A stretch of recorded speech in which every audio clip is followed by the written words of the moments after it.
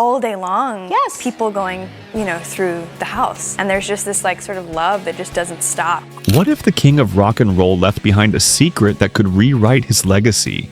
For nearly half a century, a hidden vault beneath Graceland stayed locked, guarding Elvis Presley's most personal treasures. In 2025, it was finally opened, revealing intimate letters, lost recordings, and truths that will leave you stunned. Step into the heart of a legend and uncover the story he never told. Picture a place where time stands still, where the echoes of a legend's voice linger in every room.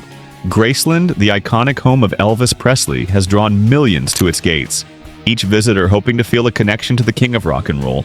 But what if there was a secret hidden deep beneath the mansion's polished floors that even the most devoted fans never knew existed? A room locked away for nearly 50 years, holding treasures that could change everything we thought we knew about Elvis.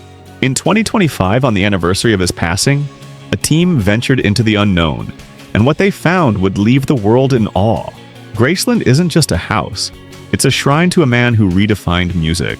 Purchased in 1957 for $100,000 when Elvis was just 22, it became a sanctuary for him, his parents, and later his daughter, Lisa Marie.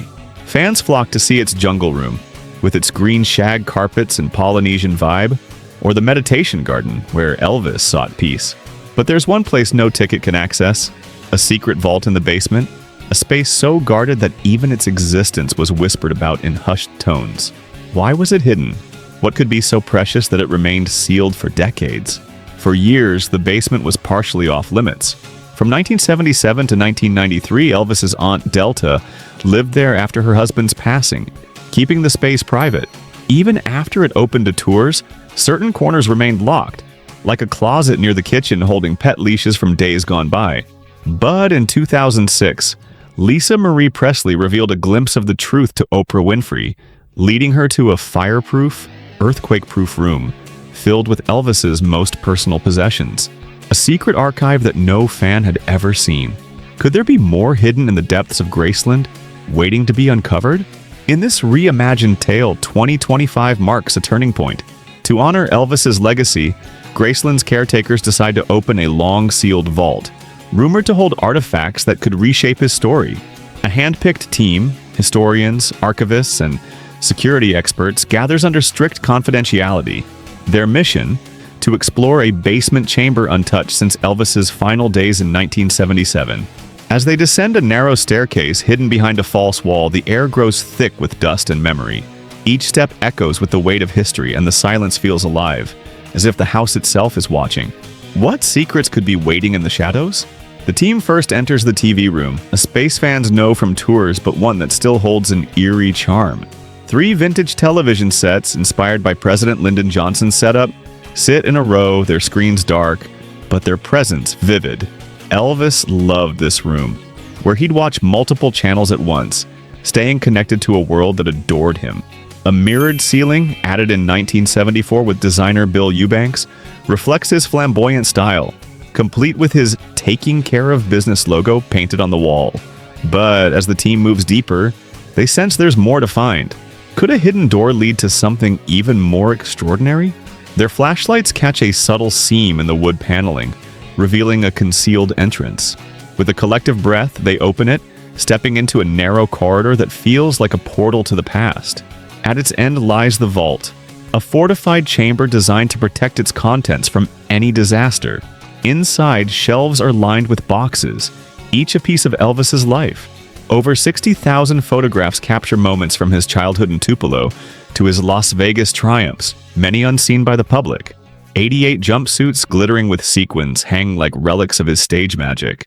Signed checks reveal his generosity, from gifts to friends to donations for causes close to his heart. But the real treasure lies in a stack of dusty tapes, unreleased recordings that could rewrite music history. Labeled with dates and titles, they hint at experimental tracks, collaborations, and personal messages Elvis left behind. Imagine hearing his voice, raw and unfiltered, singing songs the world never knew. The team's excitement is palpable, but there's more to uncover. What could these tapes reveal about Elvis's final years? A leather-bound journal catches their eye, its pages filled with his distinctive handwriting. Entries from 1976 and 1977 speak of his struggles with fame, his love for Lisa Marie, and his dreams for a lasting legacy. One passage reads, "The stage is my home, but sometimes it feels like a cage. I sing for them, but I hope they see the man behind the music." The journal humanizes Elvis, showing a side rarely seen, a man wrestling with his larger-than-life image while cherishing his family and fans. But as the team digs deeper, they find something even more astonishing. A sealed letter, addressed to whomever finds this.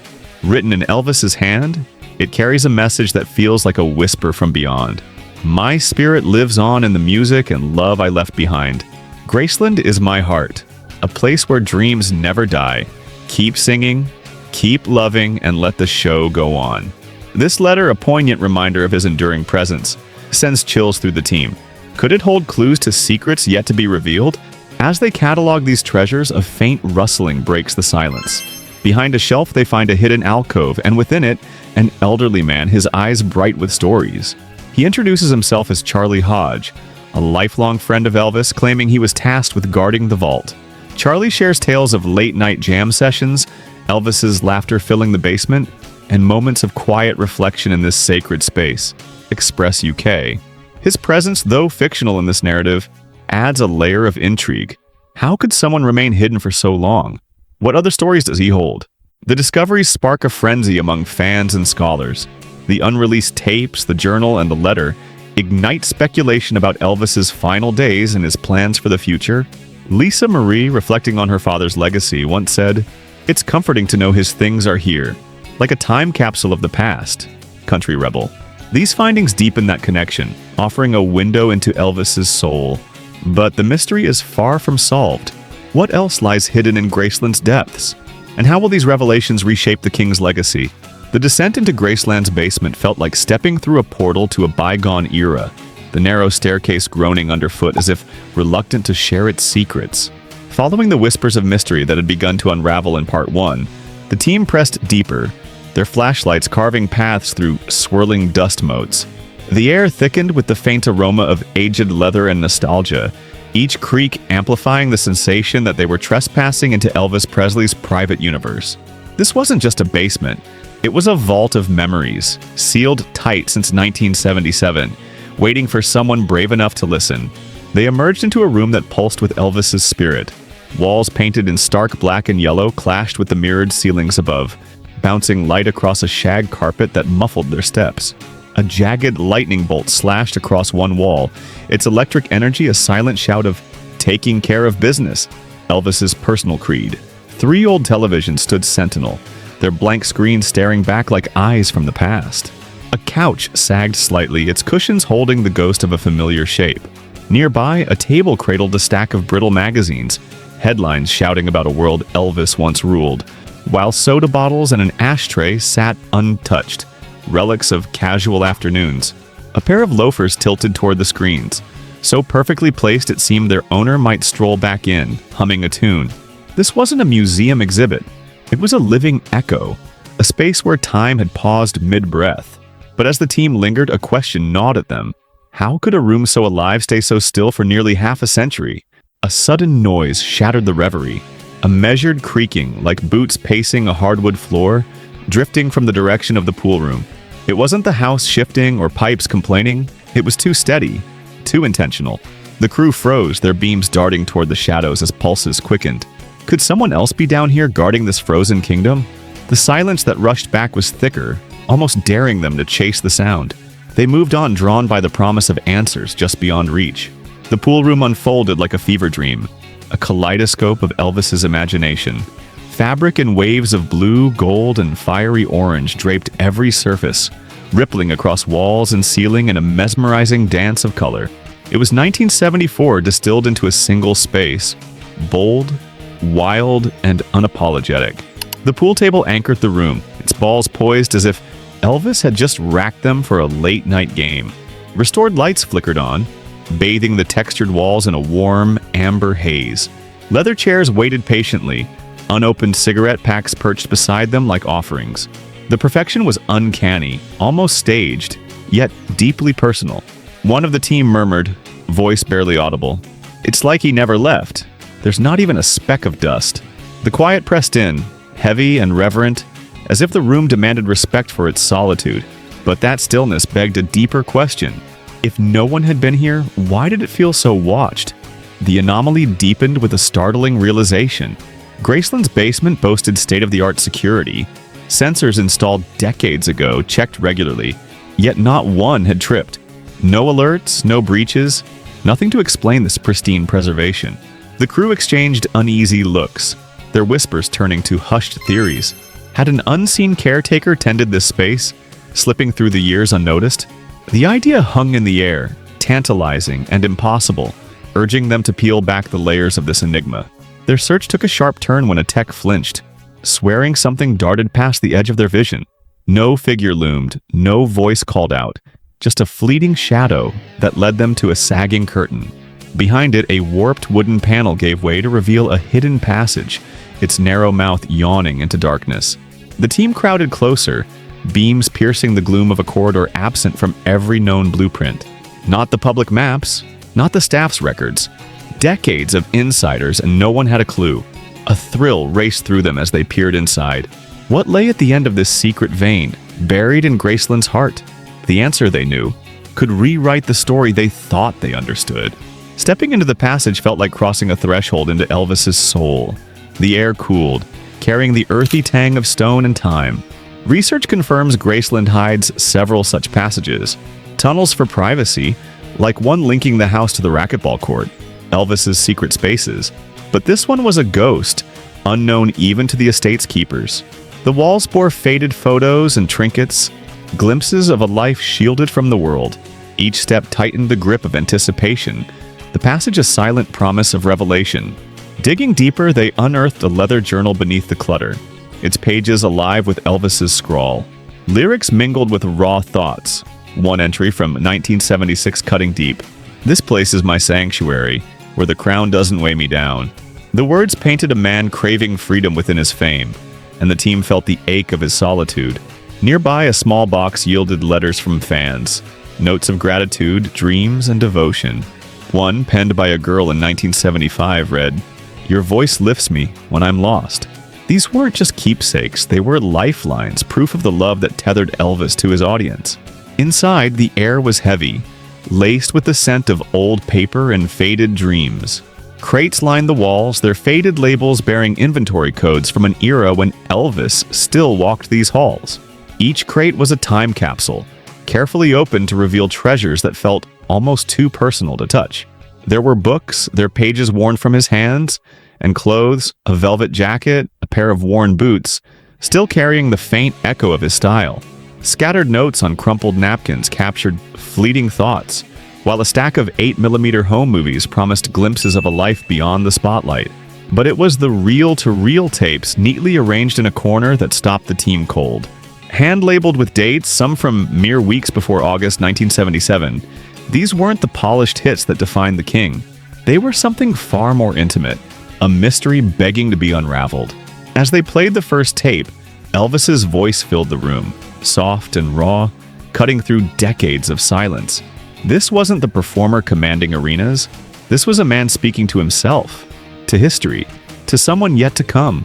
"I've given everything," he said, his voice heavy with reflection.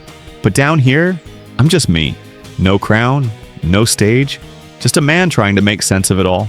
The words hung in the air, a confession so raw it felt like eavesdropping on a private moment.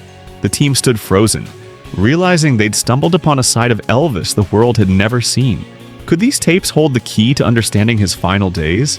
The question lingered, unanswered, as they cataloged each reel with reverence.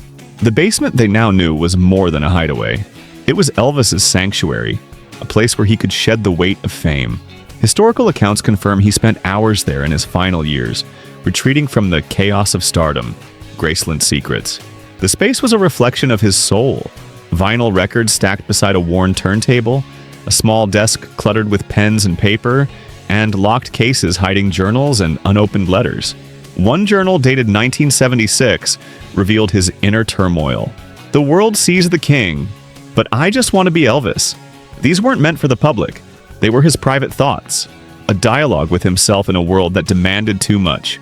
The discovery painted a portrait of a man wrestling with his legend, seeking solace in the quiet of his own creation. The news of the chamber's opening spread like wildfire, first among insiders, then bursting into the public sphere.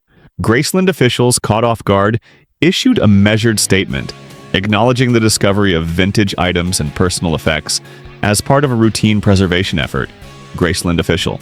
They hinted at future exhibits but stayed silent on the journals, letters, and tapes, leaving the world to speculate. Fans flooded online forums, debating what secrets those recordings might hold.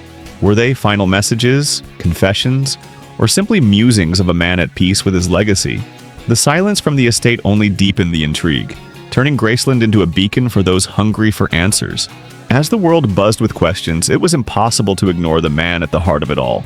Elvis Presley's life was a tapestry of music, fame, and an almost mythic extravagance. His financial empire was as grand as his stage presence, built on a career that redefined entertainment. At his peak, he earned up to $100,000 per concert, over $600,000 in today's dollars, making him one of the era's highest-paid stars. Elvis' financial legacy. His love for luxury was legendary. Graceland, bought for $100,000 in 1957, now holds an estimated value of $500 million. His car collection dazzled, from a pink Cadillac to a gold-plated Cadillac and a custom Harley-Davidson, each a symbol of his larger-than-life persona, Elvis car collection. His watches, including a Rolex Daytona gifted by Colonel Tom Parker, reflected his taste for timeless elegance. Elvis watches. Elvis was a pioneer in branding, licensing his image for merchandise that ranged from lunchboxes to clothing, creating a revenue stream that outlasted his performances. His real estate ventures included properties in California, and his private jet, the Lisa Marie, was a flying testament to his style. His 33 films, though often panned, grossed millions, cementing his cultural reach. Yet his generosity, gifting cars and cash to friends and strangers alike, sometimes outpaced his earnings. At his death, his estate faced debt, but through Vernon Presley's stewardship, and later Lisa Marie's, Graceland became a thriving enterprise, generating millions annually through tours and licensing. Graceland official. Elvis's financial story teaches the power of diversification. Music, film, and merchandising built his wealth, but also the peril of unchecked spending. His legacy, now a global brand, shows how vision and careful management can turn a name into an empire. So, what do you make of all this? Imagine you're holding one of those tapes. What do you think Elvis wanted to say? How does this change the way you see him, knowing there was so much more beneath the sequins and spotlight? Drop your thoughts in the comments. I'm dying to hear what you think. And hey, if this journey's got you hooked, give that like button a tap and hit subscribe. It's the easiest way to keep peeling back the layers with us. No pressure. Just an invite to stick around for the ride. Speaking of what's next, this is only the start. There's more out there. More shadows to explore. More legends with stories begging to be told. Maybe we'll dig deeper into Elvis's world, or maybe we'll uncover someone else's basement treasures. Whatever it is, it's coming your way soon, and trust me, you won't want to miss it. The past has a funny way of keeping us guessing, and we're just getting warmed up.